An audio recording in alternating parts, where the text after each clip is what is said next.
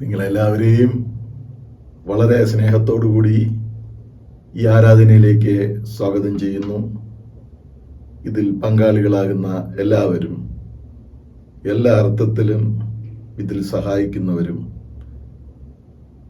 അനുഗ്രഹിക്കപ്പെട്ടവരായി തീരട്ടെ എന്ന് ആത്മാർത്ഥമായി പ്രാർത്ഥിക്കുന്നു.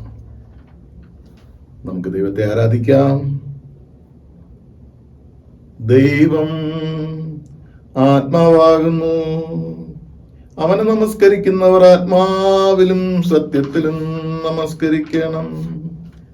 നമ്മുടെ പിതാവായ ദൈവത്തിങ്കൽ നിന്നും കർത്താവായ യേശുക്രിസ്തുവിങ്കൽ നിന്നും നമുക്ക് കൃപയും സമാധാനം ഉണ്ടാകട്ടെ. ഇത് യഹോവ ഉണ്ടാക്കിയ ദിവസം. ഇന്ന് നാം സന്തോഷിച്ച് ആനന്ദിക്കാം. ദൈവം നമ്മുടെ സങ്കേതവും ബലവുമാകുന്നു. കഷ്ടങ്ങളിൽ അവൻ ഏറ്റവും അടുത്ത തുണയായിരിക്കുന്നു. കർത്താവേ, ഞങ്ങളുടെ അധരങ്ങളെ തുറക്കണമേ. എന്നാൽ ഞങ്ങളുടെ വായ് നിന്റെ സ്തുതിയെ വർണ്ണിക്കും. പിതാവിനും പുത്രനും പരിശുദ്ധാത്മാവിനും മഹത്വം ഉണ്ടാകട്ടെ, ആദിങ്കലും ഇപ്പോഴും എന്നേക്കുമുള്ള പ്രകാരം തന്നെ. ആമേൻ.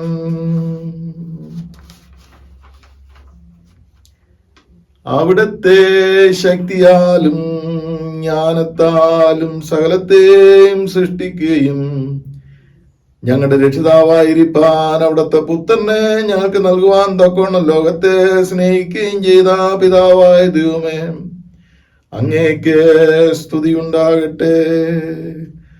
പാപമൊഴികെ സകലത്തിലും ഞങ്ങൾക്ക് തുല്യനായി തീർന്നവനും ഞങ്ങളുടെ അതിക്രമങ്ങൾ നിമിത്തം മരണത്തിന് ഏൽപ്പിക്കപ്പെടുകയും ഞങ്ങളുടെ നീതീകരണത്തിനായി ഉയർപ്പിക്കപ്പെടുകയും ചെയ്ത പുത്രനായ ദൈവമേ, അവിടത്തേക്ക് സ്തുതി ഉണ്ടാകട്ടെ. സകല സത്യത്തിലും ഞങ്ങളെ വഴി നടത്തുകയും ദൈവസ്നേഹം ഞങ്ങളുടെ ഹൃദയത്തിൽ പകരുകയും ചെയ്യുന്ന പരിശുദ്ധാത്മാവായ ദൈവമേ, അങ്ങേക്ക് സ്തുതി ഉണ്ടാകട്ടെ. പിതാവും പുത്രനും പരിശുദ്ധാത്മാവുമായ ദൈവമേ, അവിടത്തേക്ക് സകല മഹത്വവും സ്തുതിയും എന്നും എന്നേക്കും ഉണ്ടാകട്ടെ. ആമേൻ.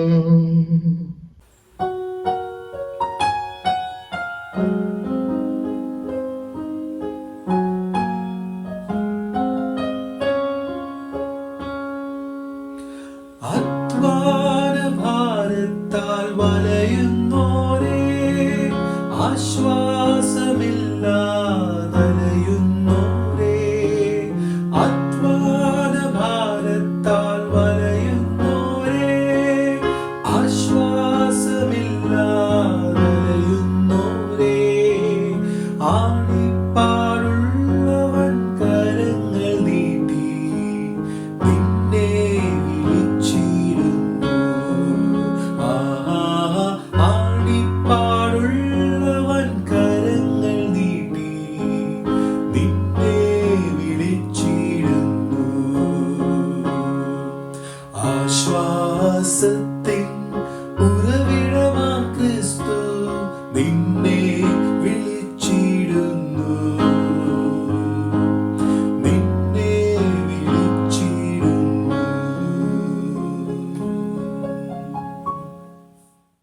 സർവശക്തനായ ദൈവമേ, ഞങ്ങളുടെ സ്വർഗസ്ഥ പിതാവേ, ഞങ്ങളുടെ ഹൃദയങ്ങൾ സമാധാനവും സ്വസ്ഥതയും കണ്ടെത്തുന്നത് അങ്ങയിൽ മാത്രമാകുന്നുവല്ലോ. ഈ ആരാധന സമയത്ത് അവിടുന്ന് ഞങ്ങൾക്ക് വെളിപ്പെടുത്തി തരയണമെന്ന്, അവിടുത്തെ ആത്മീയവരങ്ങളെ ഞങ്ങളുടെ മേൽ പകരണമെന്നും, ഈ വിശുദ്ധ സമയം ദൈവികാര്യങ്ങൾ ഞങ്ങൾക്ക് പ്രയോജനമായി തീരുവാനും, അവിടെ ഞങ്ങൾക്ക് ചെയ്യുവാൻ തന്നിരിക്കുന്ന വേലയെ തേക്കേണ്ടതിന് ഞങ്ങളെ പുതുക്കി ശക്തീകരിക്കുവാനും ഞങ്ങളുടെ കർത്താവായ യേശുക്രിസ്തു മൂലം കൃപ ചെയ്യണമേ. ആമേൻ. ഞാൻ എഴുന്നേറ്റ് അപ്പന്റെ അടുക്കൽ ചെന്ന് അവനോട്, അപ്പാ, ഞാൻ സ്വർഗത്തോടും നിന്നോടും പാപം ചെയ്തിരിക്കുന്നു, ഇനി നിന്റെ മകനെന്ന പേരിന് ഞാൻ യോഗ്യനല്ല എന്ന് പറയും. ദൈവരാജ്യം സമീപിച്ചിരിക്കുന്നു, മാനസാന്തരപ്പെട്ട് സുവിശേഷത്തിൽ വിശ്വസിപ്പിൻ. നമുക്കുള്ള മഹാപുരോഹിതൻ നമ്മുടെ ബലഹീനതകളിൽ സഹതാപം കാണിപ്പാൻ കഴിയാത്തവനല്ല, പാപമൊഴികെ സർവത്തിലും നമുക്ക് തുല്യമായി പരീക്ഷിക്കപ്പെട്ടവനത്രേ നമുക്ക് ഉള്ളത്. മൂന്നാമത്തെ പ്രാർത്ഥന അനുതാപ പ്രാർത്ഥനയായി ഉപയോഗിക്കാം.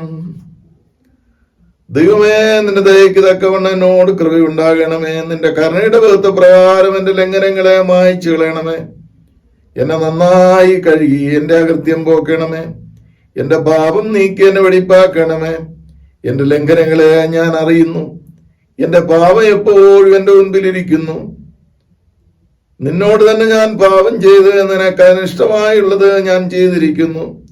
ദൈവമേ, നിർമ്മലമായ ഒരു ഹൃദയം എന്നിൽ സൃഷ്ടിച്ച് സ്ഥിരമായ ഒരു ആത്മാവിനെ എന്നിൽ പുതുക്കണമേ.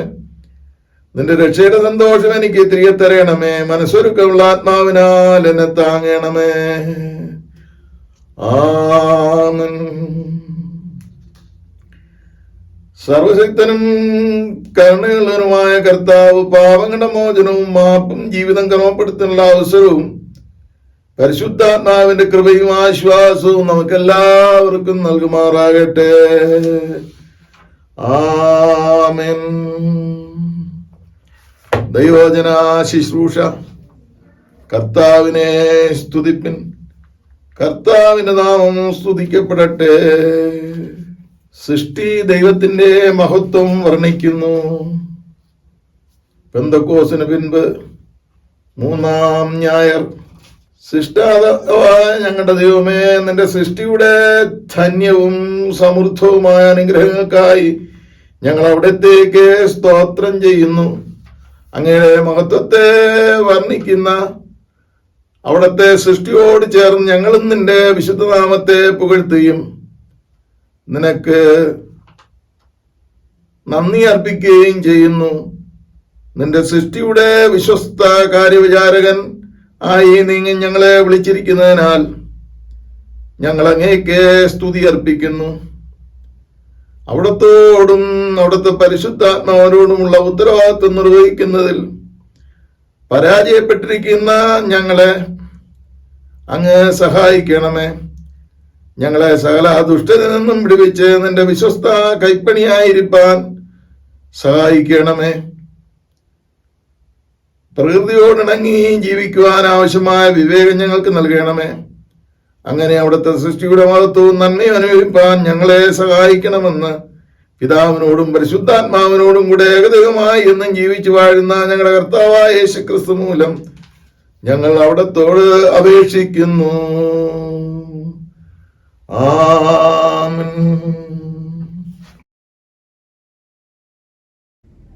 Today's first lesson is taken from Proverbs chapter 8 verses 22 to 31. Proverbs chapter 8 verses 22 to 31. The Lord brought me forth as the first of his works, before his deeds of old. I was appointed from eternity, from the beginning, before the world began. When there were no oceans, I was given birth, when there were no springs abounding with water. Before the mountains were settled in place, before the hills, I was given birth. Before he made the earth or its fields, or any of the dust of the world, I was there when he set the heavens in place, when he marked out the horizon on the face of the deep, when he established the clouds above and fixed securely the fountains of the deep, when he gave the sea its boundaries, so the water would not overstep his command, and when he marked the foundations of the earth. Then I was the craftsman at his side. I was filled with delight day after day, rejoicing always in his presence, rejoicing in his whole world, and delighting in mankind. Here ends the first lesson.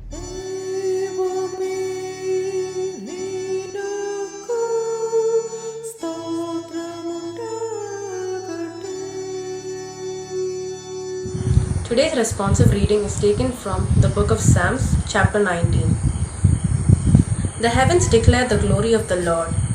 The skies proclaim the work of his hands. Day unto day utters speech, and night unto night reveals knowledge. They have no speech, they use no words, no sound is heard from them. Their line has gone out through all the earth, and their words to the end of the world. In them he has set a tabernacle for the sun. It is like a bridegroom coming out of his chamber, like a champion rejoicing up to his course. Its rising is from one end of heaven, and its circuit to the other end, and there is nothing hidden from its heat. The law of the Lord is perfect, refreshing the soul. The statutes of the Lord are trustworthy, making wise the simple. The statutes of Lord are right, rejoicing the heart. The commandment of the Lord is pure, enlightening the eyes. The fear of the Lord is pure, enduring forever. The decrees of the Lord are firm, and all of them are righteous. More to be desired are they than gold, yea, than much fine gold, sweeter also than honey and the honeycomb. By them your servant is warned. In keeping them there is great reward. Who can understand his errors? Cleanse me from secret faults. Keep your servant also from wilful sins. May they not rule over me. Then I will be blameless, innocent of great transgression. Let the words of my mouth and the meditation of my heart be acceptable in your sight, O Lord, my strength and my Redeemer. In the name of the Father, and the Son, and the Holy Spirit. As it is in the beginning, now and forever. Amen. Today's second lesson is taken from the book of Revelations, chapter 21, verses 1 to 8. I repeat, Revelations, chapter 21, verses 1 to 8. Then I saw a new heaven and a new earth, for the first heaven and the first earth had passed away, and there was no longer any sea. I saw the holy city, the new Jerusalem, coming down out of heaven from God, prepared as a bride beautifully dressed for her husband. And I heard a loud voice from the throne, saying, Now the dwelling of God is with men, and he will live with them. They will be his people, and God himself will be with them, and be their God. He will wipe every tear from their eyes. There will be no more death, or mourning, or crying, or pain. For the old order of things has passed away. He who seated on the throne said, I am making everything new. Then he said, Write this down, for these words are trustworthy and true. He said to me, It is done. I am the Alpha and the Omega, the beginning and the end. To him who is thirsty, I will give to drink without cost from the spring of water of life. He who overcomes will inherit all this, and I will be his God, and he will be my son. But the cowardly, the unbelieving, the vile, the murderers, the sexually immoral, those who practice magic arts, the idolaters, and all liars, their place will be in the fiery lake of burning sulfur. This is the second death. Here ends the second lesson.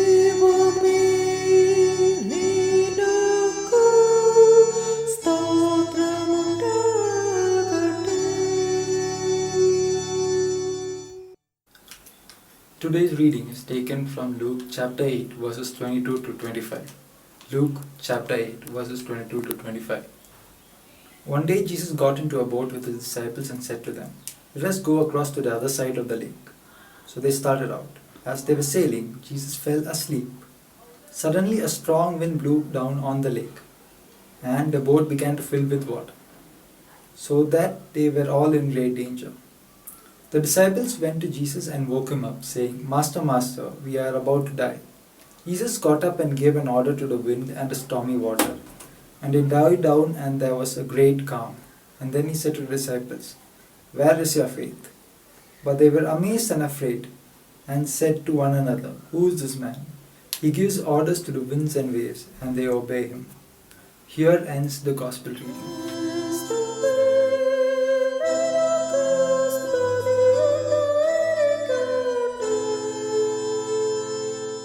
ഇന്നത്തേക്കുള്ള പ്രത്യേക പ്രാർത്ഥന. Birthdays: Jim Denny, Sera, Dinson Sam Thomas, Reni Denny, Julie P Thomas. പ്രത്യേക പ്രാർത്ഥന ആവശ്യപ്പെടുന്നവർ: Lissy, Joel, Jenson. കോവിഡിന്റെ അസുഖത്താൽ അവിടുത്തെ മക്കൾ ചികിത്സയിലായിരിക്കുന്നു. മറ്റ് പ്രാർത്ഥിക്കേണ്ട വിഷയങ്ങൾ: സൺഡേ സ്കൂൾ, വിദ്യാർത്ഥികളുടെ ഈ വർഷത്തെ വിദ്യാഭ്യാസം, നമ്മുടെ ബിൽഡിംഗ് പ്രോജക്റ്റ്, ദുഃഖത്താൽ, വേർപാടിന്റെ ദുഃഖത്താൽ ഇരിക്കുന്ന കുടുംബങ്ങൾ. ഈ കുടുംബങ്ങളെ ദൈവത്തിന്റെ കരത്തിൽ ഓർത്തുകൊണ്ട് നമുക്ക് പ്രാർത്ഥിക്കാം. മറ്റു വ്യക്തിപരമായ ആവശ്യങ്ങളിരിക്കുന്നവരെയും ഇത്തരണത്തിലെ ഓർക്കാം. നിങ്ങളുടെ ആവശ്യങ്ങൾ സർവശക്തിയുള്ള ദൈവത്തിന്റെ സന്നിധിയിൽ അർപ്പിക്കുക.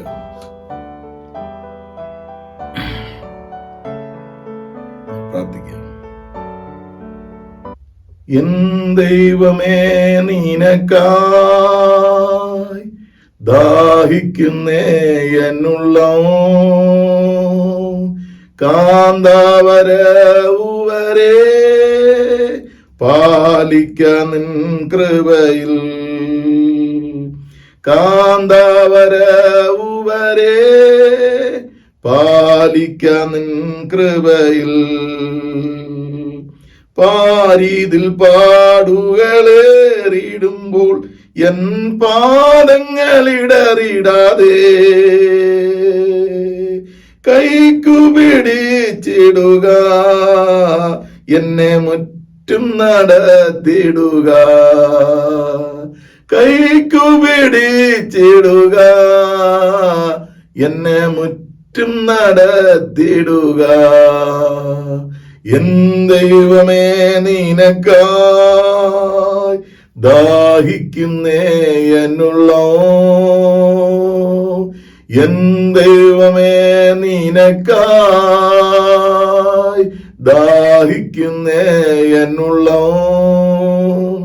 കാന്താവരവുവരെ പാലിക്ക നിൻ കൃപയിൽ, കാന്താവരവുവരെ പാലിക്ക നിൻ കൃപയിൽ. പ്രാർത്ഥന കേൾക്കുന്ന ദൈവമേ, പുതിയ വർഷത്തിൽ പ്രവേശിച്ച് ദൈവത്തിന്റെ സന്നിധിയിൽ അങ്ങയെ സ്തുതിക്കുന്ന പ്രിയപ്പെട്ട മക്കളെ ആശീർവദിക്കണമേ. അവരുടെ ജീവിതം അനുഗ്രഹത്തിന്റെ, സ്നേഹത്തിന്റെ, പ്രത്യാശയുടെ ജീവിതമായി തീരണമേ എന്ന് ഞങ്ങൾ അങ്ങോട്ട് അപേക്ഷിക്കുന്നു. ഈ പ്രത്യേകമായ സാഹചര്യത്തിൽ ദൈവം നൽകിയ അതിശയകരമായ നടത്തിപ്പിനായി ഞങ്ങൾ ദൈവത്തിന് സ്തോത്രം പറയുന്നു. പ്രത്യേകിച്ച് കോവിഡ് രോഗബാധിതരെ ഞങ്ങൾ ഓർക്കുന്നതോടൊപ്പം തന്നെ ഞങ്ങളുടെ സഭയിൽ സുഖം പ്രാപിച്ച പ്രിയപ്പെട്ടവരെ ഞങ്ങൾ ഓർത്ത് ദൈവത്തിന് നന്ദി അർപ്പിക്കുന്നു.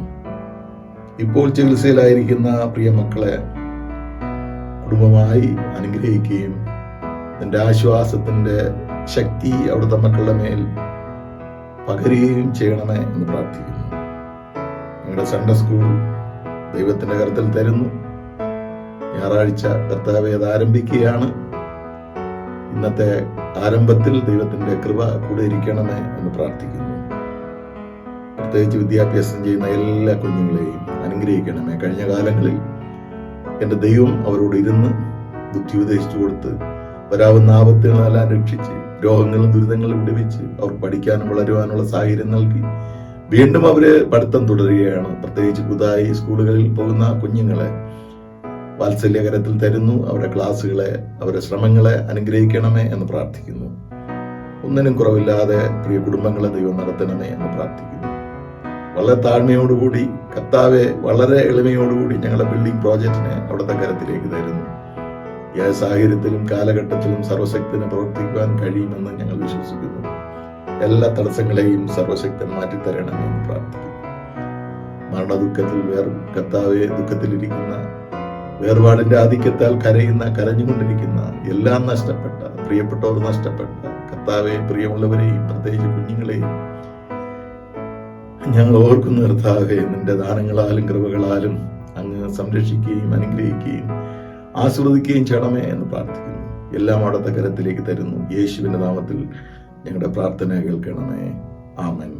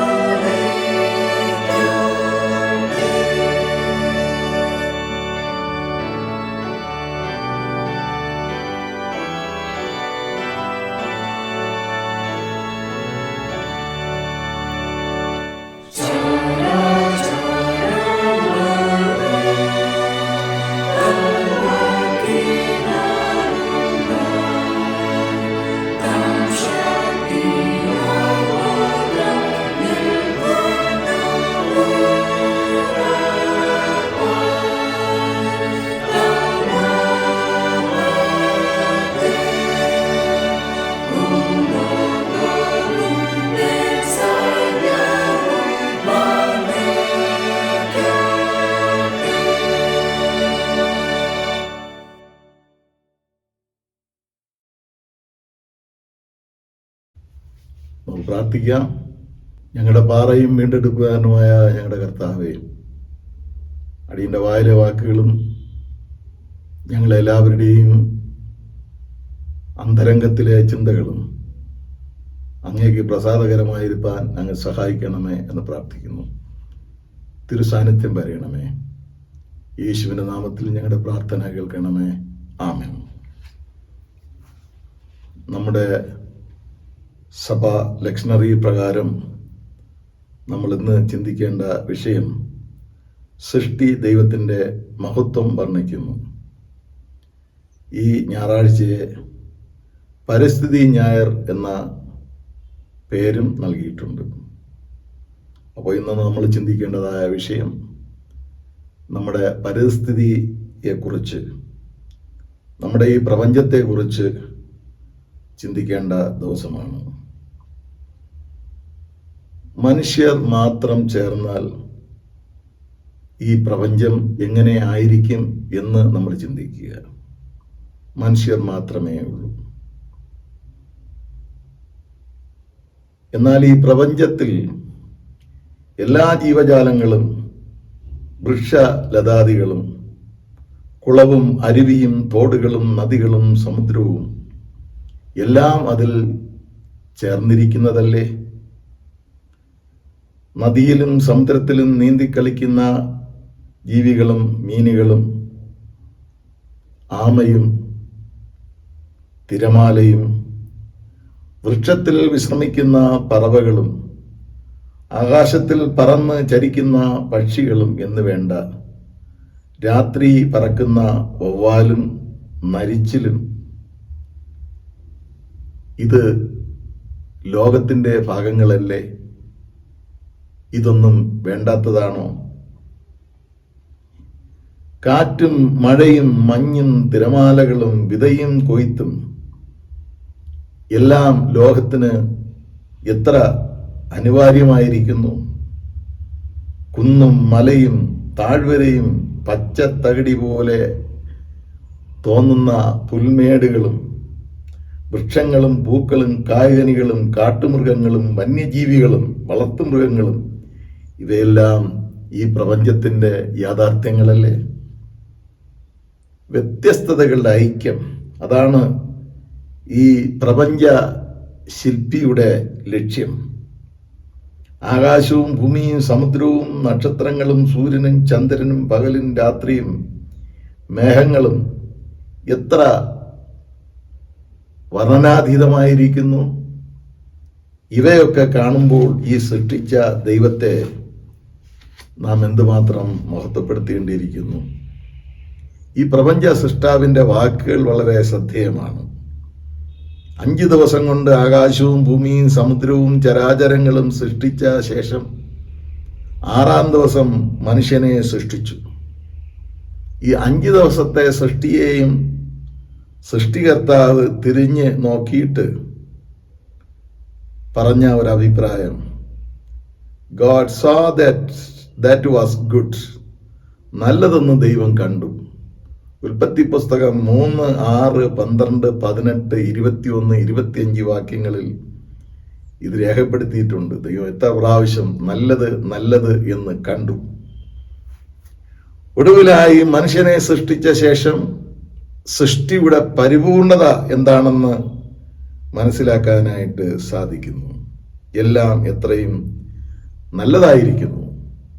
എന്നാൽ ഈ മനുഷ്യൻ അനുസരണക്കേട് കാണിച്ചത് നിമിത്തം 3-ാം അധ്യായം 18-ാം വാക്യത്തിൽ മുള്ളും പറക്കാരെയും മുളയ്ക്കുന്ന ഭൂമിയായി മാറി.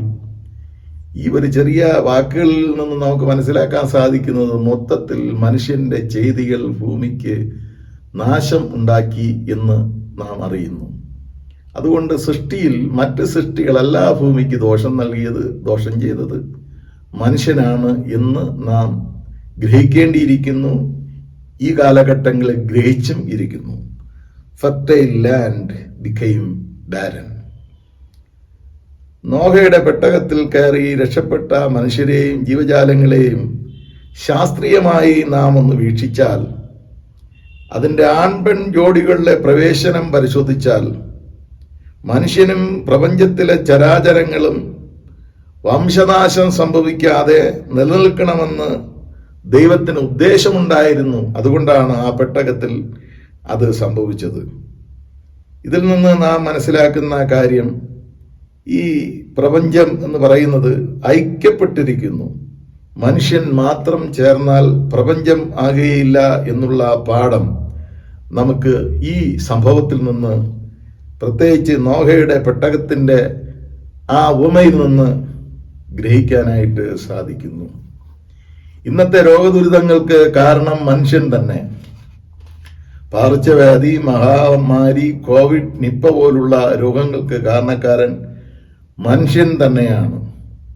വെള്ളപ്പൊക്കം, കുടിവെള്ളം ക്ഷാമം, ദാരിദ്ര്യം ഇവയെല്ലാം മനുഷ്യൻ വിളിച്ചു വരുത്തുന്നതുമാണ്. മരമെന്ന ആ വിസ്മയത്തെക്കുറിച്ച് മാത്രം നാം ഒന്ന് ചിന്തിക്കുക. സൃഷ്ടിയിൽ പലതും ഉണ്ടെങ്കിലും മരത്തെക്കുറിച്ച് മാത്രം ഒന്ന് വിലയിരുത്തുക. അങ്ങനെ നമ്മൾ വിലയിരുത്തുമ്പോൾ അതൊരു മാജിക് പോലെയാണ്. തണൽ, പൂക്കൾ, കായ്കനികൾ, ജീവജാലങ്ങൾക്ക് അഭയം നൽകുന്ന അഭയകേന്ദ്രം, അതിൻ്റെ എണ്ണിത്തിട്ടപ്പെടുത്തുവാൻ കഴിയാത്ത ഇലകൾ, ഒരു ലബോറട്ടറി പോലെ പ്രവർത്തിച്ച് സൂര്യപ്രകാശത്തിന്റെ സാന്നിധ്യത്തിൽ സ്റ്റാർച്ച് ഉണ്ടാക്കുന്നു. ഈ ലോകത്തെ മുഴുവനും നിലനിർത്തുവാൻ ആവശ്യമായ സ്റ്റാർച്ച്. അതുകൊണ്ടാണ് the leaves of the trees are called the wonderful laboratories of the world എന്ന് നമ്മൾ ചിന്തിക്കുന്നത്. ജീവൻ നിലനിൽക്കാൻ ആവശ്യമായ ഓക്സിജനെ പുറത്തുവിട്ട് കാർബൺ ഡയോക്സൈഡിനെ സ്വീകരിക്കുന്നു. ഭംഗിയുള്ള പൂക്കൾ ശലഭങ്ങൾക്കും പ്രാണികൾക്കും തേൻ കൊടുക്കുന്നു. പറവകൾ അതിൽ ചേക്കേറുന്നു, കൂടുകെട്ടുന്നു. മരക്കൂട്ടങ്ങൾ നീരാവി തടഞ്ഞു നിർത്തി തണുപ്പിച്ച് മഴ തരുന്നു. ഇതുപോലെ ഓരോ സൃഷ്ടിയെയും കുറിച്ച് നിരൂപിക്കുവാനുള്ള സന്ദർഭം, ആ ബോധം ദൈവം നമുക്ക് തന്നിട്ടുണ്ട്. വചനത്തിൽ പറയുന്നു, താമര വയലിലെ താമര എങ്ങനെ വളരുന്നുവെന്ന് നിരൂപിപ്പിൻ. ഇതുപോലെ ദൈവത്തിന്റെ സൃഷ്ടിയെ ഓരോന്നിനെയായിട്ട് നമ്മൾ നിരൂപിക്കുമ്പോൾ അവ എത്ര അതിശയമായിരിക്കുന്നു, എന്തുമാത്രം സൃഷ്ടികൾ തമ്മിൽ ബന്ധപ്പെട്ടിരിക്കുന്നു എന്ന് നമുക്ക് ഗ്രഹിക്കാനായിട്ട് സാധിക്കും. ഡോക്ടർ ബി ഇക്ബാൽ പറയുന്നത് ഏകലോകത്തെക്കുറിച്ചാണ്. ഇനി ഏകലോക ആരോഗ്യം, ഏകലോക ചിന്ത ഇത് വളരണം. ആ ഒരു വളർച്ചയിൽ, ചിന്തയിലൂടെ മാത്രമേ നമുക്ക് ഈ പ്രപഞ്ചത്തെ നന്നായി പരിപാലിക്കുവാനും ഈ പ്രപഞ്ചത്തെ നന്നായി കാണുവാനും കഴിയുകയുള്ളൂ. ഒരു ചെറിയ ഉദാഹരണം പറഞ്ഞാൽ, ഇതുപോലെ അനേക ഉദാഹരണങ്ങൾ നമുക്കറിയാമായിരിക്കും. പൂർവികകാലത്ത് 100 വാഴ നട്ടാൽ 75 എണ്ണമെങ്കിലും ഫലം കിട്ടും. അതിൽ 2-3 എണ്ണം വവ്വാലിനും നരിച്ചിലിനും അണ്ണാനും പക്ഷികൾക്കുമായി മാറ്റിവെക്കുമായിരുന്നു. അങ്ങനെ ഒരു പാരമ്പര്യം നിലവിലുണ്ടായിരുന്നു. ഇന്നെന്താ സംഭവിക്കുന്നു? ആഹാരം കിട്ടാതെയും മരം മുറിക്കൽ നിമിത്തം ചേക്കേറാൻ ഇടമില്ലാതെയും വലയുന്ന വവ്വാലിന്റെ ശരീരത്തിൽ, ജീവിതത്തിൽ ഒരു നിലനിൽപ്പിന്റെ സംഘർഷമുണ്ടായി. ആ സംഘർഷം ഒരു രോഗമായി ഭവിച്ച് വെള്ളത്തിലും മണ്ണിലും ഒക്കെ വൈറസ് പകരുന്ന ഒരനുഭവമായി മാറുന്നു. അതിന്റെ ടെൻഷനിൽ നിന്ന്, ജീവിത നിലനിൽപ്പിൽ നിന്ന് ഉടലെടുക്കുന്ന രോഗം അത് മനുഷ്യനെയും ബാധിക്കുന്നു. നിപ്പ പോലുള്ള രോഗം മനുഷ്യന് ലഭിക്കുന്നു. കായലിലെയും കുളത്തിലെയും തവളകളെ സംരക്ഷിക്കാതെ അത് കൊന്ന് ഭക്ഷണമാക്കി കയറ്റി അയച്ചും, അതുപോലെ കൃഷി ആവശ്യങ്ങൾക്ക് പെസ്റ്റിസൈഡ്, എൻഡോസൾഫാൻ പോലുള്ള മാരകമായ വിഷം ഉപയോഗിച്ചും, അങ്ങനെ ആ വിഷം തോട്ടിലേക്കും പ്രത്യേകിച്ച് കുളങ്ങളിലേക്കും ഒക്കെ ഒഴുകി വരുമ്പോൾ അവിടെയുള്ള മീനും തവളകളും എല്ലാം നശിച്ചതിന് ശേഷം ഒടുവിലായി കൊതുകിന് വളരുവാനുള്ള സ്ഥലമായി മാറുന്നു. അതിനെ നശിപ്പിക്കുന്ന നാച്ചുറൽ സമ്പ്രദായം, പ്രകൃതിയുടെ സമ്പ്രദായം മനുഷ്യൻ തന്നെ ഇല്ലാതാക്കിയിരിക്കുന്നു. കണ്ടൽക്കാടുകൾ അപ്രത്യക്ഷമാകുന്നു, കാവുകൾ നശിക്കുന്നു, കാടുകളുടെ ദൈർഘ്യം കുറഞ്ഞു വരുന്നു, ജലതടാകങ്ങൾ അപ്രത്യക്ഷമാകുന്നു, കായലുകളുടെ വിസ്തീർണം ചുരുങ്ങുന്നു.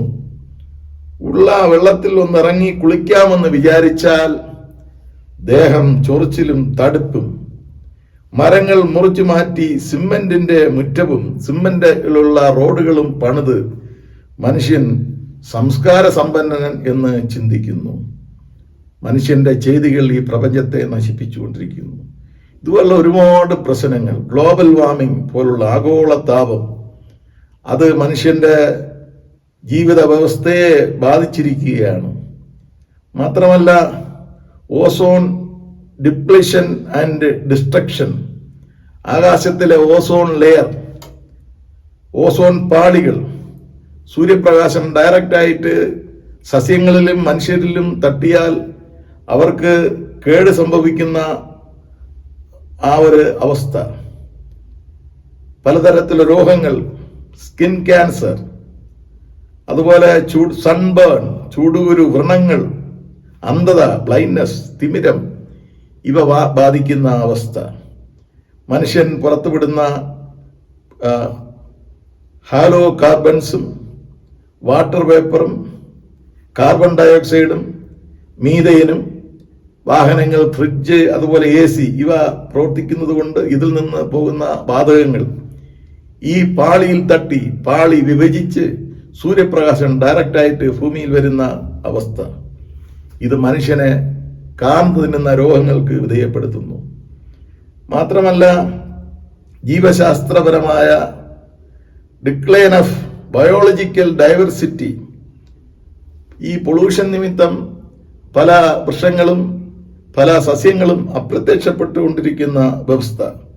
അത് മാത്രമല്ല, പലതിൻ്റെയും വംശനാശം സംഭവിച്ചുകൊണ്ടിരിക്കുന്ന വ്യവസ്ഥിതി, ഇത് ഒരു ആപത്തായി പ്രപഞ്ചത്തിൽ മാറിക്കൊണ്ടിരിക്കുന്നു. അതുപോലെ തന്നെ ആസിഡ് റെയിൻ, മലിനീകരണ ജലം, കൽമഴ, പൊടിമഴ, ആസിഡ് കമ്പോണൻസ് ചേർന്ന മഴ, ഇത് ജീവിതത്തെ അസ്വസ്ഥമായി ബാധിക്കുന്നു. ആൻഡ് ലാൻഡ് ഡിസർട്ടിഫിക്കേഷൻ, നിഷ്ഫലമായ ഭൂമി, അമിത രാസവസ്തുക്കൾ നിമിത്തം വന്നുചേരുന്ന ദോഷകരമായ അവസ്ഥ മനുഷ്യജീവിതത്തെ ബാധിക്കുന്നു. അതുപോലെ മെറൈൻ പൊള്യൂഷൻ, സമുദ്രത്തിൽ നിറയുന്ന പൊള്യൂഷൻ, ഇത് സൃഷ്ടിക്കുന്ന രോഗങ്ങൾ, ഇത് സൃഷ്ടിക്കുന്ന ദുരിതങ്ങൾ ഇന്ന് വളരെ ചർച്ച ചെയ്യപ്പെടുന്ന ഒരു വിഷയമാണ്. 12/6/2010 ഹിന്ദു പത്രത്തിൽ പ്രസിദ്ധീകരിച്ച ആ റിപ്പോർട്ട് അനുസരിച്ചിട്ട് മെക്സിക്കോ ഗൾഫിൽ മാത്രം ഏകദേശം 4000 ബാരൽ ഓയിൽ അതായത് ഇങ്ങനെ സ്പിൽ ചെയ്യുന്നു, ഇത്തരത്തിൽ ഓയിൽ വെള്ളത്തിലേക്ക് ഒഴുകി വരുന്നു എന്നുള്ളതാണ്. അതുപോലെ ഇൻഡസ്ട്രിയൽ വേസ്റ്റ്, ഈ അഗ്രികൾച്ചറൽ വേസ്റ്റ്, പ്ലാസ്റ്റിക്, മത്സ്യ മാംസങ്ങൾ, അവശിഷ്ടങ്ങൾ, ഇവ കൊണ്ട് നിറയുന്ന വ്യവസ്ഥ, ഇതൊക്കെയും മനുഷ്യജീവിതത്തെ ദാരുണമായി ബാധിക്കുന്നു, ലോകത്തിന്റെ വ്യവസ്ഥിതിയെ ദാരുണമായി ബാധിക്കുന്നു എന്ന് നാം അറിയുന്നു. കിണറുകളിലും കുളങ്ങളിലും ലഭ്യമാകുന്ന മലിനമായ ജലം മനുഷ്യജീവിതത്തെ സാരമായി ബാധിക്കുന്നു. അതുമാത്രമല്ല, നല്ല ശുദ്ധജലത്തിന്റെ ഷോർട്ടേജ്, അങ്ങനെ ശുദ്ധജലം ലഭിക്കുന്ന സ്ഥലങ്ങളും ഉറവുകളുമെല്ലാം ഇന്ന് അപ്രത്യക്ഷപ്പെട്ടുകൊണ്ടിരിക്കുകയാണ്. മഴയുമില്ല, ജീവിത വ്യവസ്ഥകളെല്ലാം തടസ്സപ്പെട്ട് ഭൂമി വരണ്ടുണങ്ങുന്ന വ്യവസ്ഥിതി വനത്തെ നശിപ്പിക്കുന്നതിലൂടെ ഉണ്ടായിക്കൊണ്ടിരിക്കുന്നു. വനത്തിൽ ജീവിക്കേണ്ട മൃഗങ്ങൾ പട്ടണത്തിലേക്കും വില്ലേജുകളിലേക്കും പ്രവേശിക്കുവാൻ തുടങ്ങിയ ഒരു സാഹചര്യം സൃഷ്ടിച്ചിരിക്കുകയാണ്. ഓരോ വർഷവും 2700 സ്പെസീസ് നശിക്കുന്നു എന്നാണ് നമുക്ക് മനസ്സിലാക്കാൻ സാധിക്കുന്നത്. ഈ ലോകത്തിന്റെ വ്യവസ്ഥ നിലനിർത്തുന്ന വൃക്ഷങ്ങളുടെയും ചില പ്രത്യേക സസ്യങ്ങളുടെയും വ്യവസ്ഥയും അവിടെ വിത്ത് വിതരണവും ഒക്കെ നിലനിർത്തുന്ന പക്ഷികളും, അതുപോലെ പോളിനേഷന് സഹായിക്കുന്ന പൂമ്പാറ്റയും തേനീച്ചയും ഒക്കെ അപ്രത്യക്ഷപ്പെടുന്ന ഒരു കാലഘട്ടത്തെക്കുറിച്ച് നമുക്ക് ഊഹിക്കാൻ പോലും സാധിക്കുന്നില്ല. മഴവെള്ളം ഒഴുകിപ്പോവുകയാണ്.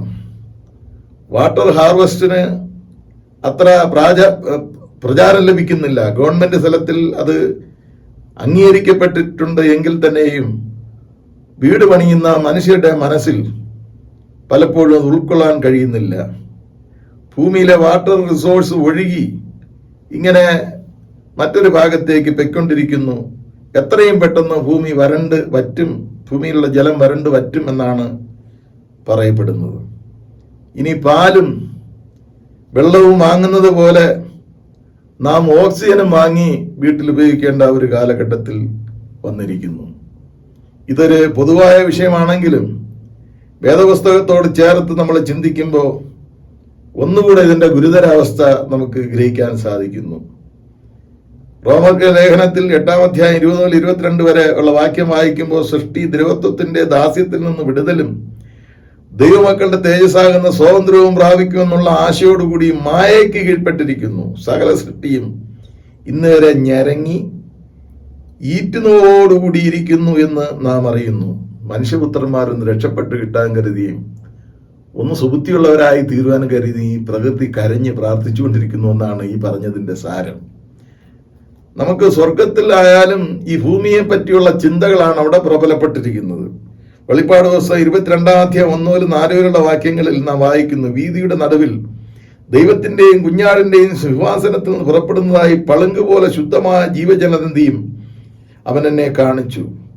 നദിക്ക് അക്കരെയും ഇക്കരെയും ജീവവൃക്ഷമുണ്ട്. അത് 12 വിധം ഫലം കായ്ച്ച് മാസം തോറും അതത് തരം ഫലം കൊടുക്കുന്നു. വൃക്ഷത്തിന്റെ ഇല ജാതികളുടെ രോഗശമനത്തിന് ഉതകുന്നു. അവന്റെ ദാസന്മാർ അവനെ ആരാധിക്കും. അപ്പോൾ സ്വർഗത്തിൽ പോലും ശുദ്ധമായ ഭൂമിയുടെ പ്രപഞ്ചത്തിന്റെ പ്രതീതി അവിടെ വർണ്ണിച്ചിരിക്കുകയാണ്.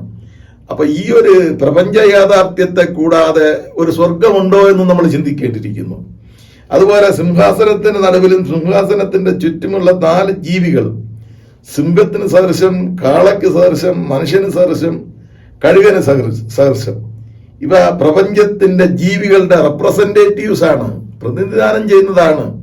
അപ്പൊ സ്വർഗത്തിൽ പോലും ഈ പ്രപഞ്ചത്തിന്റെ ഐക്യത്തിന്റെ യാഥാർത്ഥ്യം വളരെ വെളിപ്പെട്ടിരിക്കുന്നു എന്ന് നാം അറിയുന്നു. സദൃശവാക്യം 8-ാം അധ്യായം 22 മുതൽ 31 വരെയുള്ള ഭാഗങ്ങളാണല്ലോ പഴയ നിയമത്തിൽ നാം ഇന്ന് വായിച്ചത്. ഈ പ്രപഞ്ച നിഗൂഢതയുടെ ചുരുൾ അഴിക്കുകയാണ് ജ്ഞാനികളിൽ ജ്ഞാനിയായ ശലോമൻ രാജാവ് ചെയ്യുന്നത്. ഈ ജ്ഞാനമാണ് ദൈവജ്ഞാനം, ദൈവവചനത്തിലൂടെ ലഭ്യമാകുന്ന ഈ ജ്ഞാനം. ഈ പ്രപഞ്ചത്തിന്റെ സന്തുലിത അവസ്ഥ, ദൈവത്തിന്റെ ആർക്കിടെക്ചറൽ സ്കിൽ, ദൈവത്തിന്റെ സൃഷ്ടി വൈഭവമുള്ളതാണ് എന്ന് നാം ഇത് വായിക്കുമ്പോൾ മനസ്സിലാക്കാൻ സാധിക്കുന്നു. ആഴമുള്ള സമുദ്രവും വെള്ളത്തിന്റെ ഉറവകളും കുന്നുകളും പർവ്വതങ്ങളും വയലുകളും ആകാശവും മേഘങ്ങളും ആഴത്തുള്ള ഉറവുകളും ഇവയെല്ലാം ഭൂമിയിൽ ദൈവം വരച്ച ആ വൃത്തത്തിന്റെ ഭാഗമാണ്. ഭൂമിക്ക് അടിസ്ഥാനമിട്ട് വെള്ളത്തിൽ അത് വച്ചു. അവ ദൈവകൽപ്പനയെ അനുസരിക്കുന്നു എന്ന് നാം മനസ്സിലാക്കുന്നു. ചുരുക്കത്തിൽ ഈ വേദഭാഗത്ത് നമ്മൾ ചിന്തിച്ചാൽ, God's creation is in an order. That is his excellency in creation, which reveals his architectural wisdom. ലൂക്കോസിന്റെ സുവിശേഷം 8-ാം അധ്യായം 22 മുതൽ 31 വരെയുള്ള വാക്യങ്ങൾ ഈ ചിന്തയുമായി നമ്മൾ പങ്കുവച്ചാൽ, പ്രപഞ്ചത്തിൽ സൃഷ്ടാവിനുള്ള അധികാരവും സ്ഥാനവും നാം അറിയുന്നു. ശിഷ്യന്മാരും യേശുവും ഒത്ത് തടാകത്തിൽ സഞ്ചരിക്കുമ്പോൾ ചുഴലിക്കാറ്റുണ്ടായി, പടകിൽ വെള്ളം നിറഞ്ഞു. അവർ പ്രാണഭയത്തിലായി. നാഥാ, ഞങ്ങൾ നശിക്കുന്നു എന്ന് നിലവിളിച്ചു. യേശുവിനെ ഉണർത്തി. കർത്താവ് എഴുന്നേറ്റ് കാറ്റിനെയും വെള്ളത്തിനെയും അതിന്റെ കോപത്തെയും ശാസിച്ചു എന്ന് നാം വായിക്കുന്നു. അനുബന്ധമായ അധ്യായത്തിൽ അനേകം ഭൂതങ്ങൾ ബാധിച്ച ഒരു മനുഷ്യൻ വസ്ത്രം ധരിക്കാതെ കല്ലറകളിൽ താമസിച്ചു. അവന്റെ ഭൂതത്തെ യേശു ശാസിച്ചു. അതേ ഭൂതം പന്നികളിൽ പ്രവേശിച്ചു. പന്നികൾ കൂട്ടത്തോടെ തടാകത്തിലേക്ക് ചാടി വീർപ്പുമുട്ടി ചത്ത സംഭവം. ഇത് യേശുവിന്റെ ആധിപത്യം പ്രപഞ്ചത്തിലും മനുഷ്യരിലും മൃഗങ്ങളിലും അശുദ്ധാത്മാക്കളിലുമുണ്ട് എന്ന് നാം മനസ്സിലാക്കുന്നു. ഇപ്പൊ പ്രപഞ്ചത്തിൽ നിറഞ്ഞു നിൽക്കുന്ന ആധിപത്യം ദൈവത്തിൻ്റെതാണെന്ന് സ്പഷ്ടം. ഇന്നത്തെ വിഷയവുമായിട്ട് വളരെ യോജിപ്പുള്ള ഒരു ഭാഗമാണ് 19-ാം സങ്കീർത്തനം. സൃഷ്ടിയെ സൂക്ഷ്മമായി നിരൂപിച്ചാൽ ദൈവത്തെ കാണാൻ കഴിയും. Glory of God in nature എന്ന് ഈ സങ്കീർത്തനത്തിന് നമ്മൾ ഒരു ഹെഡിങ് കൊടുക്കുന്നത് നന്നായിരിക്കും. ഒരു സാധാരണക്കാരനായ മനുഷ്യൻ ദാവീദ് തൻ്റെ എളിയ ആധ്യാത്മിക ചിന്തയിലൂടെ ഹൃദയസ്ഥമാക്കിയ ദൈവിക പ്രമാണമാണ് ഈ പ്രമാണം. സ്പർജന്റെ വാക്കുകൾ കടമെടുത്താൽ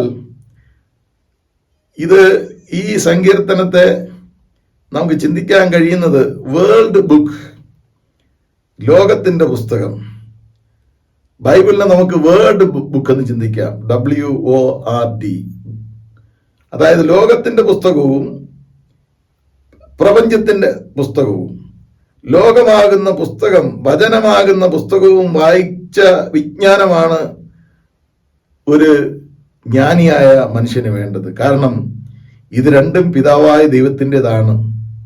ദൈവത്തിന്റെ 2 പുസ്തകമാണ്. അപ്പൊ നാച്ചർ ഒരു പുസ്തകം, ദൈവത്തിന്റെ വചനം അടങ്ങിയ ബൈബിൾ മറ്റൊരു പുസ്തകം.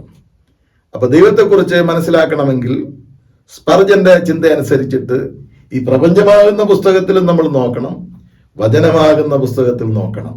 രണ്ടിലും നമുക്ക് ദൈവം ആരാണെന്ന് തിരിച്ചറിയാൻ സാധിക്കും എന്ന് ഈ സങ്കീർത്തനം നമ്മെ പഠിപ്പിക്കുന്നു. സൃഷ്ടി ദൈവത്തിന്റെ മഹത്വം വർണ്ണിക്കുന്നു. Creation proclaims the glory of God എന്ന വിഷയത്തിന് അനുയോജ്യമായിരിക്കുന്നു. ഇത് വളരെ പരിചയമുള്ള സങ്കീർത്തനം ആയതുകൊണ്ട് അതിന്റെ വാക്കുകളിലേക്ക് ഞാൻ കടക്കാനായി താല്പര്യപ്പെടുന്നില്ല. ഇങ്ങനെ നമുക്ക് ചിന്തിക്കാം. ദൈവത്തിന്റെ നിയമം സൃഷ്ടി വെളിപ്പെടുത്തുന്നു. The glory of the law of the Lord reveals through creation. രണ്ടാം നമ്മൾ മനസ്സിലാക്കുന്നത് സൃഷ്ടിയുടെ അനുസരണം ദൈവ നിയമങ്ങളോടുള്ള ആദരവാണെന്ന് നാം ഗ്രഹിക്കുന്നു. The obedience of the creation is a praise on the law of the Lord. വീണ്ടും നമ്മൾ മനസ്സിലാക്കുന്നത് the law of the Lord manifested on the nature. ദൈവത്തിന്റെ നിയമം പ്രകൃതിയിൽ വ്യക്തമാകുന്നു. The systems of the nature are obliged each other. പ്രപഞ്ചത്തിലെ പ്രവർത്തനങ്ങൾ എല്ലാം ഈ പ്രപഞ്ചത്തിലെ ചരാചരങ്ങളിൽ പരസ്പരം ബന്ധപ്പെട്ടിരിക്കുന്നു എന്ന് സാരം. The law of the Lord make us wise, enlighten us, revive our soul, and admire than anything in the world. നമുക്ക് ജ്ഞാനവും ഹൃദയത്തിന് സന്തോഷവും ലോകത്തിൽ ഉള്ള എല്ലാത്തിനേക്കാളും ആകർഷണീയമായ അഭിരുചിയും ഈ ദൈവത്തിന്റെ സൃഷ്ടിയുടെ അനുഭവത്തിലൂടെ നമുക്ക് മനസ്സിലാക്കാനായിട്ട് സാധിക്കും. നാം മേൽ ചിന്തിച്ച ചിന്തകളുടെ അടിസ്ഥാനത്തിൽ സ്വർഗവും ഭൂമിയും രണ്ട് തട്ടായി കരുതാനുള്ള അവകാശം നമുക്കില്ല. അതും ദൈവത്തിന്റെ സൃഷ്ടിയാണ്. ആ സൃഷ്ടിയുടെ പരിപൂർണതയാണ് വെളിപ്പാട് പുസ്തകത്തിൽ നിന്ന് ഞാൻ നിങ്ങളെ സൂചിപ്പിച്ചത്. ചില കാര്യങ്ങൾ നാം ചിന്തിക്കുക. സൃഷ്ടി ദൈവ കേന്ദ്രീകൃതം. സൃഷ്ടിയുടെ കാരണഭൂതൻ ദൈവമാണ്. സൃഷ്ടിയുടെ പരിപാലകൻ ദൈവം തന്നെയാണ്. ആധിപത്യവും ദൈവത്തിനാണ്. ഈ പ്രപഞ്ചമെന്ന പുസ്തകം നമ്മൾ നിരൂപണ രീതിയിൽ പഠിച്ചാൽ, ശ്രദ്ധിച്ചാൽ ദൈവത്തെ നമുക്ക് കണ്ടുമുട്ടാൻ കഴിയും. ഒരു പ്രത്യേക കാലഘട്ടത്തിൽ ഒരിക്കലായി സംഭവിച്ചതല്ല സൃഷ്ടി.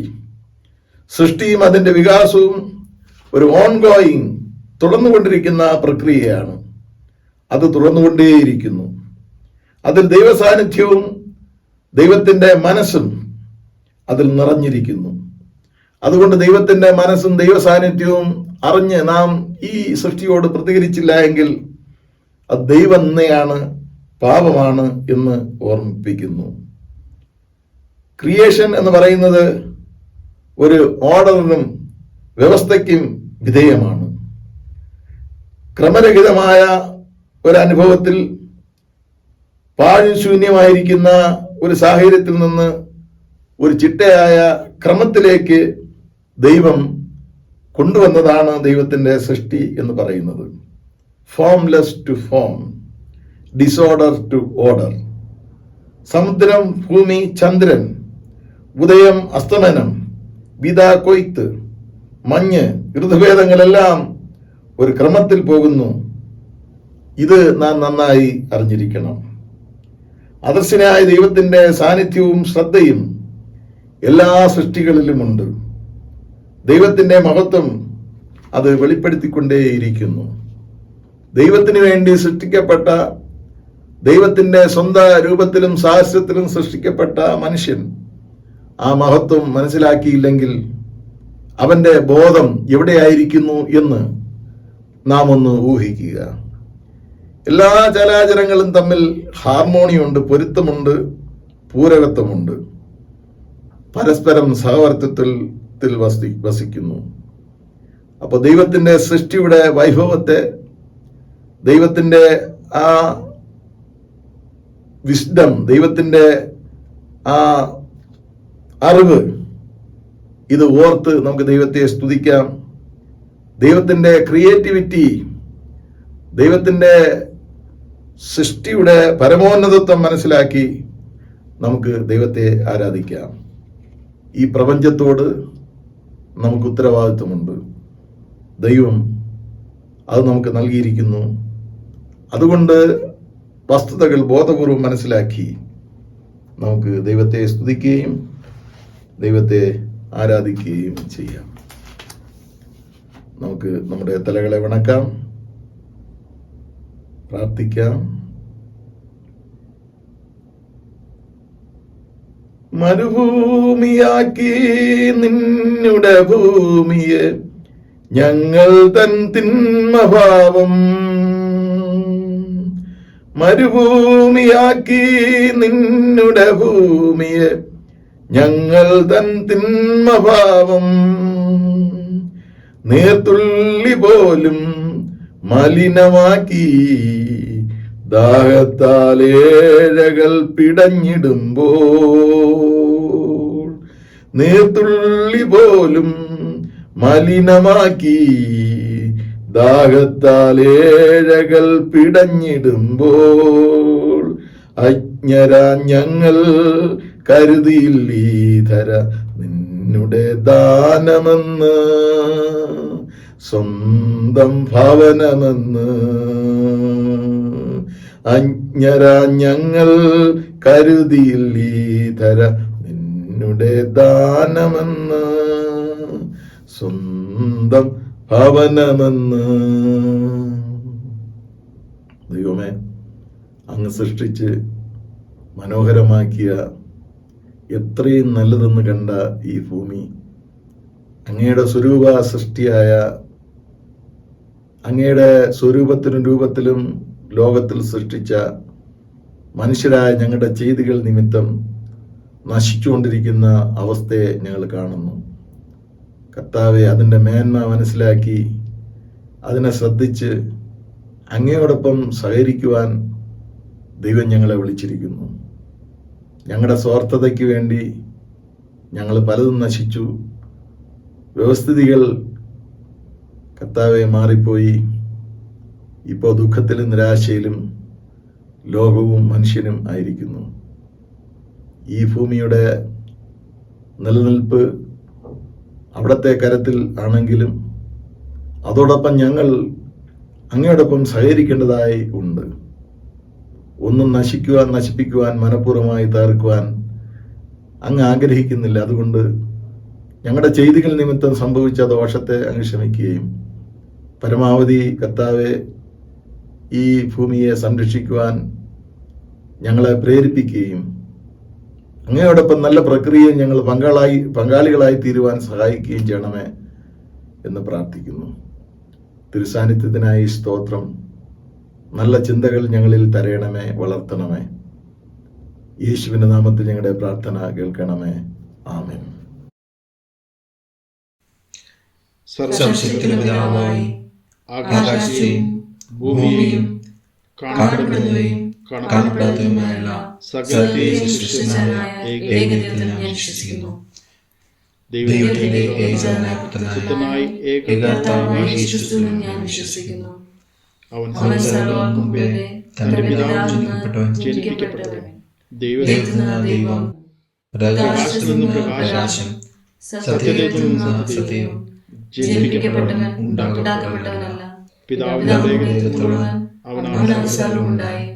അവൻ മനുഷ്യരായ നമുക്ക് നമ്മുടെ രക്ഷയ്ക്ക് വേണ്ടി സ്വർഗ്ഗത്തിൽ നിന്നിറങ്ങി പരിശുദ്ധാത്മാവിനാൽ കന്യാമറിയയിൽ അവതരിച്ച് മനുഷ്യനായി തീർന്നു.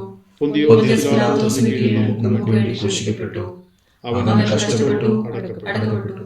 തിരുവെഴുത്തിൻ പ്രകാരം മൂന്നാം ദിവസം ഉയർത്തെഴുന്നേറ്റു. സ്വർഗ്ഗത്തിലേക്ക് കയറി പിതാവിന്റെ വലത്തുഭാഗത്തിരിക്കുന്നു. അവൻ ജീവനുള്ളവരെയും മരിച്ചവരെയും ന്യായവിധിപ്പാൻ മഹത്വത്തോടെ വീണ്ടും വരും. അവന്റെ രാജ്യത്തിന് അവസാനം ഉണ്ടാകുകയില്ല. കർത്താവ് ജീവിപ്പിക്കുന്നവനും പിതാവിനും പുത്രനും പുറപ്പെടുന്നവനും പിതാവിനോടും പുത്രനോടും കൂടെ വന്ദിക്കപ്പെട്ട് മഹത്വപ്പെടുന്നവനും പ്രവാചകന്മാരുടെ രക്ഷകനുമായ പരിശുദ്ധാത്മാവിൽ വിശ്വസിക്കുന്നു. കാത്തോലിക്ക അപ്പോസ്തലികമായ ഏകവിശ്വാസത്തിൽ ഞാൻ വിശ്വസിക്കുന്നു. പാപമോചനത്തിനുള്ള ഏകബപ്തിസ്മയെ ഞാൻ അനുസരിക്കുന്നു. മരിച്ചവരുടെ ഉത്ഥാനത്തിനും വരുവാനുള്ള ലോകത്തിലെ ജീവനും ഞാൻ കാത്തിരിക്കുന്നു. ആമേൻ. മധ്യസ്ഥ പ്രാർത്ഥനയ്ക്കായി നമ്മുടെ ഈ തലകളെ ഉറക്കാം. ഞങ്ങളെ അളവറ്റ സ്നേഹിക്കുന്ന ഞങ്ങളുടെ വലിയവനായ സ്വർഗീയ പിതാവേ, ഈ ഒരാഴ്ചക്കാലം അങ്ങയുടെ തിരുകരങ്ങളിൽ ഞങ്ങളെ സുരക്ഷിതമായി താങ്ങി നടത്തിയിരുന്നു ഞങ്ങൾ അങ്ങേക്ക് സ്തോത്രം ചെയ്യുന്നു. പിതാവേ, ഈ കോവിഡ് മഹാമാരിയിൽ ലോകം പിടിക്കപ്പെട്ടപ്പോൾ അങ്ങയെ ആശ്രയിച്ച് ജീവിക്കുന്ന ഞങ്ങളെ കൈവിടാതെ പരിപാലിച്ചതിനെ ഞങ്ങൾ അങ്ങേക്ക് സ്തോത്രം ചെയ്യുന്നു. കർത്താവേ, ഈ സഭാംഗങ്ങളിൽ പലർക്കും പോസിറ്റീവായെങ്കിൽ പിതാവേ അങ്ങയുടെ കരുണ കൊണ്ട് പലവർക്കും അതിൽ നിന്ന് രോഗശാന്തി നൽകിയിരിക്കുന്നു. ലിസിയെയും ഫാമിലിയെയും അങ്ങയുടെ മുമ്പിൽ വെച്ച് പ്രാർത്ഥിക്കുന്നു. ദൈവമേ, അവർക്ക് അങ്ങയുടെ കൃപ ചൊരിയണം. ഈ മഹാമാരിയിൽ നിന്നും രോഗത്തിൽ നിന്ന് അവരെ സൗഖ്യമാക്കണമെന്ന് ഞങ്ങൾ വിശ്വാസത്തോടു കൂടി പ്രാർത്ഥിക്കുന്നു. ഈ ലോകത്തിൽ നിന്നും COVID-19 എന്ന ഈ മഹാമാരിയെ തുടച്ചു നീക്കണമെന്ന് ഞങ്ങൾ പ്രാർത്ഥിക്കുന്നു.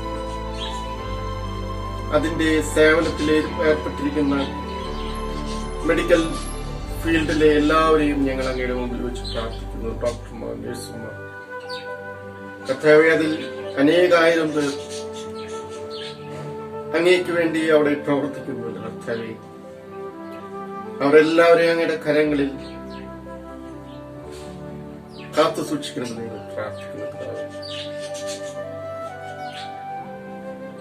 വാക്സിൻ നൽകൽ വേഗത്തിൽ പുരോഗമിക്കുവാൻ ഞങ്ങൾ പ്രാർത്ഥിക്കുന്നു. ഞങ്ങളുടെ അച്ഛനെയും കൊച്ചമ്മയെയും ഞങ്ങളുടെ സഭയിലെ എല്ലാവരെയും അങ്ങയുടെ മുമ്പിൽ വെച്ച് പ്രാർത്ഥിക്കുന്നു. പിതാവേ, സമാധാനത്തിന്റെയും ശാന്തിയുടെയും അന്തരീക്ഷം ഞങ്ങൾക്ക് ഒരുക്കിത്തരണമെന്ന്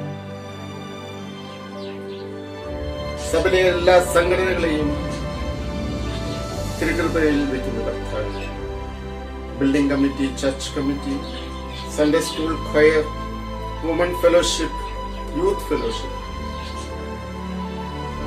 അതിന്റെ എല്ലാ നടത്തിപ്പിനു വേണ്ടി ഞങ്ങൾ പ്രാർത്ഥിക്കുന്നുണ്ടാണ്. ദൈവമേ, ബിൽഡിംഗ് പ്രോജക്റ്റിന് വേണ്ടി നിങ്ങൾ പ്രത്യേകം പ്രാർത്ഥിക്കുന്നു. കർത്താവേ, എത്രയും വേഗം ആ പ്രോജക്റ്റിൽ അങ്ങയുടെ അനുഗ്രഹം, അങ്ങയുടെ കൃപ ചൊരിയണമേ. ഞങ്ങളുടെ സ്വപ്നങ്ങൾ സാക്ഷാത്കരിക്കണമേ. അങ്ങനെ അങ്ങയുടെ ആലയത്തിൽ ഞങ്ങൾക്ക് പ്രാർത്ഥന നടത്തുവാൻ സാധ്യതയിരിക്കണമെന്ന് ഞങ്ങൾ വിചാരിച്ചിരിക്കുന്നു. ഞങ്ങളുടെ സഭയിലെ പ്രായമേറിയ എല്ലാവരെയും അങ്ങയുടെ മുമ്പിൽ വെച്ച് പ്രാർത്ഥിക്കുന്നു. നീമാൻഡി, ഗ്രേസി ആൻഡി, ലിൻസിയുടെ പപ്പയും ഞങ്ങളുടെ അവരുടെ ആരോഗ്യത്തിനും ആയുസ്സിനും വേണ്ടി ഞങ്ങൾ അങ്ങയുടെ കൈകളിൽ വെച്ച് പ്രാർത്ഥിക്കുന്നു. ഇതെല്ലാം ഓർത്ത് ഓരോ അപേക്ഷകളുടെയും പിന്നാലെ കർത്താവേ കരുണയുണ്ടാകണമെന്ന് പ്രതിവാക്യമായി പറയാം. കർത്താവേ കരുണയുണ്ടാകണം. ലോക സമാധാനത്തിന്റെയും ദൈവത്തിന്റെ വിശുദ്ധ സഭയുടെ ക്ഷേമത്തിനും വേണ്ടിയും സകല മനുഷ്യരുടെ ഐക്യത്തിനു വേണ്ടിയും നമുക്ക് കർത്താവിനോട് പ്രാർത്ഥിക്കാം. കർത്താവേ കരുണയുണ്ടാകണമേ. സഭാമേലധ്യക്ഷന്മാർക്കും എല്ലാ ശുശ്രൂഷകർക്കു വേണ്ടിയും വിശേഷാൽ നമ്മുടെ മോഡറേറ്റർക്ക് വേണ്ടിയും ഉത്തരേന്ത്യക്കാരുടെ മോഡറേറ്റർ, സഭയുടെ മോഡറേറ്റർക്ക് വേണ്ടിയും മാർത്തോമാ സഭയുടെ മെത്രോപ്പൊലിത്തയ്ക്ക് വേണ്ടിയും നമ്മുടെ ബിഷപ്പിന് വേണ്ടിയും അവർ ശുദ്ധഹൃദയത്തോടും നല്ല മനസ്സാക്ഷിയോടും കൂടി തങ്ങളുടെ ശുശ്രൂഷയെ നിവർത്തിക്കേണ്ടിയും നമ്മുടെ കർത്താവിനോട് പ്രാർത്ഥിക്കാം. നമ്മുടെ രാജ്യത്തെ എല്ലാ ഭരണകർത്താക്കൾക്ക് വേണ്ടിയും അധികാരത്തിലുള്ള മറ്റെല്ലാവർക്കും വേണ്ടിയും നമുക്ക് കർത്താവിനോട് പ്രാർത്ഥിക്കാം. രോഗികൾക്കും കഷ്ടപ്പെടുന്നവർക്കും ദുഃഖിതർക്കും മരിക്കാറായവർക്ക് വേണ്ടിയും നമുക്ക് കർത്താവിനോട് പ്രാർത്ഥിക്കാം.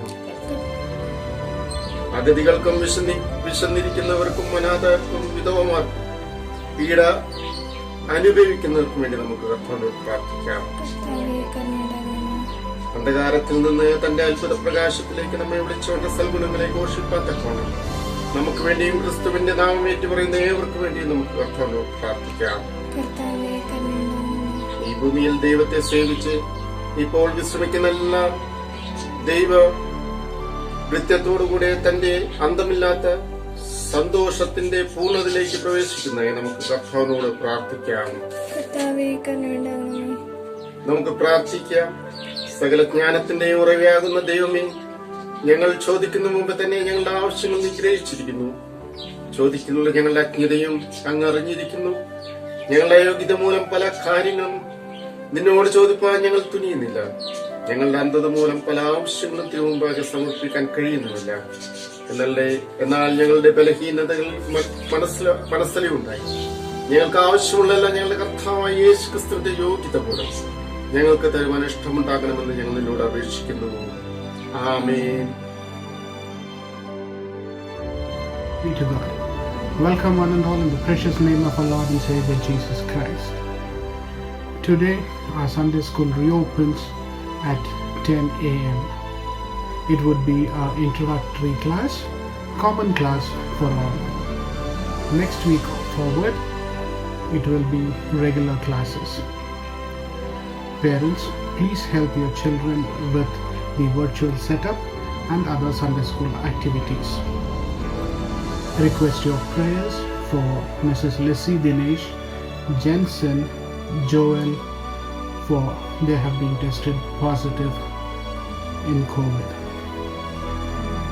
Also, please bear our elders, pastorate committee, building committee, Achan and family, youth and choir also in your prayers. Remember to pray for our church project so that we can complete the construction at the earliest.